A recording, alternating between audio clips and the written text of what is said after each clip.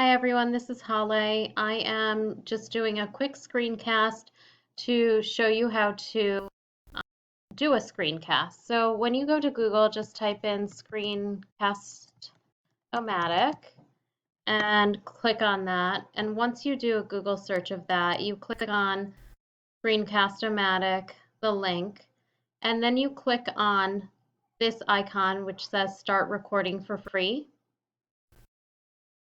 Once you click on Start Recording for Free, click on Launch Free Recorder, and then that will upload. It's saying that it's already open for me, so I'm going to go to this page. Once it uploads, it launches for free, and then after you do your recording, you can see that my timer is set here. It's ticking up because I am currently recording for this screen. You would then hit the start stop icon, which is right here. And I'm not going to do that right now since I'm recording for you. But once I click stop, it will then prompt each person to upload the video. You would upload the video without editing. If you click on editing, then you have to upgrade and pay for that version. If you do it without the editing feature, then you can upload it to YouTube, is what I always do. And then it generates a YouTube video link for you.